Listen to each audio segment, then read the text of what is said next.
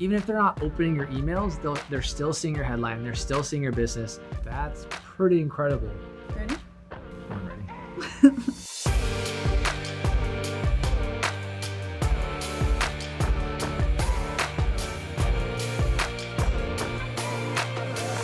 Welcome to The Journey. Today we're talking about email marketing best practices to grow your business. All right, fun fact, Neely. This might surprise you. 86% of consumers actually want an email from you once a month. That's pretty incredible. But that's getting ahead of ourselves. How do we really build that contact list and that subscriber list? Right, contact list. So there's a couple of things to point out. First of all, yes, you do want their permission. So a couple common ways. Start with a form, fill out a form. Maybe it's on your website. I know we have that with I've seen a lot of GoDaddy. those. Yeah, somewhere on your website. Like if you want to subscribe to our newsletter, be the first to know what's happening. You can sign up and they opt in.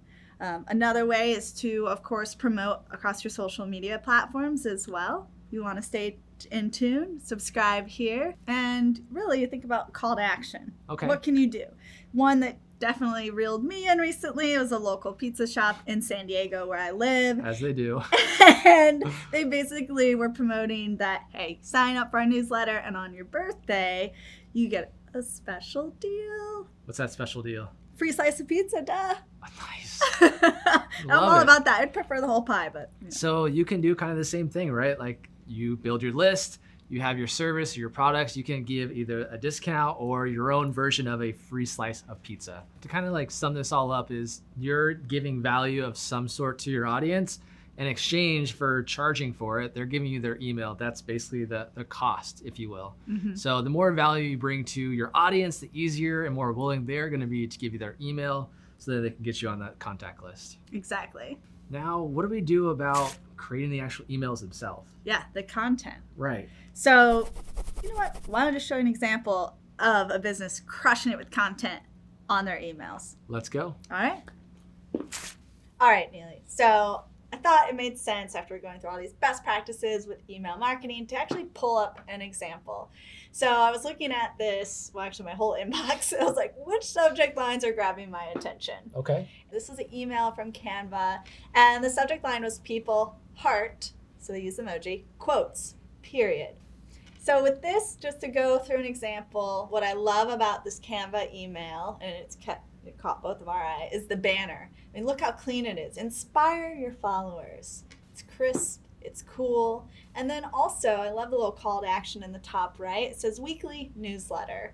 Learn and be inspired. So that's kind of subtle call to action, right? Yeah. To sign up. And then as you scroll down, notice that there's not a ton of text, and it's, again, very visual.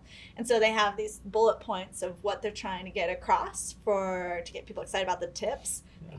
Be a force for change, use a positive metaphor, and make it visually stand out. So this email is educational. Absolutely. And right below it, a giant call to action. Why is that super important in our emails? It's super important because you want to think about what's the purpose of your email in the first place. What are you giving your audience? And if you're going to provide a call to action, like Justin just pointed out, it's a very clear big button. Give it a go. And then in addition, they have these awesome templates. So they have some for Facebook posts, Instagram posts, and essentially when you click on it, then let's say you went to the Instagram post one. From there, they're going to give you a template for you to apply Canva for your business. Yeah. In an Instagram post. Also, Instagram story helps. So you see, it's very, very cool.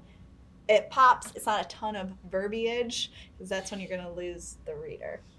Yeah, we don't like to read just a giant block of text. It's really cool to see it just sectioned off, bullet points, nice and easy, nice and small to read, and a lot of just visual elements to keep my eyes engaged. Absolutely. And then you'll notice too on the bottom of their email, they have their social media links. Yep. So they have Facebook, Twitter, Instagram, Pinterest, and LinkedIn.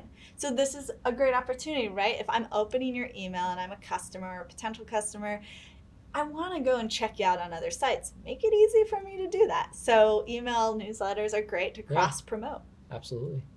Ooh, also, Neely, another thing, I know you're familiar with this, but you'll notice above the social links, what do we have here?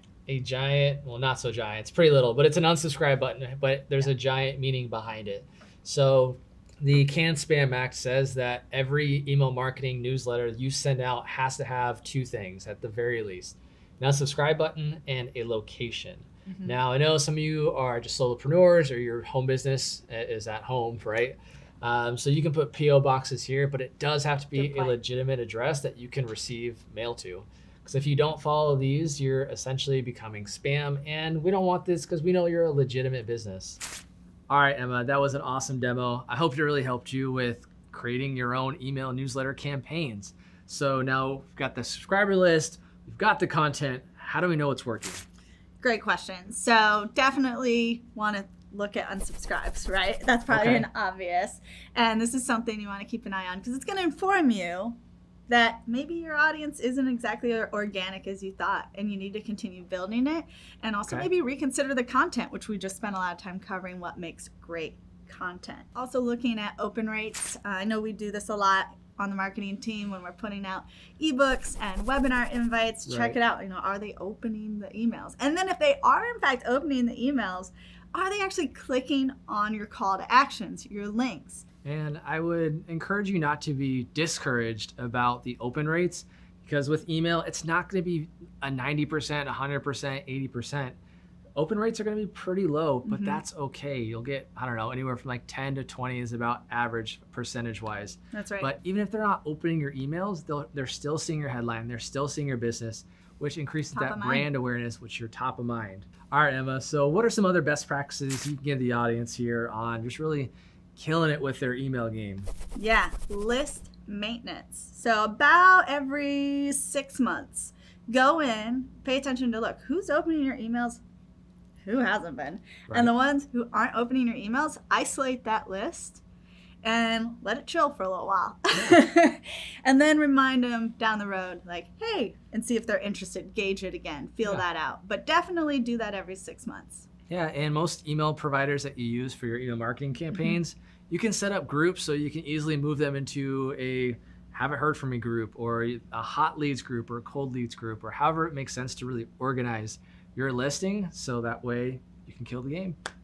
All right, that's a wrap. You just learned email marketing best practices to help grow your business. And hey, comment below your best subject line for the world to know. And while you're there, make sure you like, subscribe to the channel so you know when these videos are coming out. This is The Journey. We'll see you next time.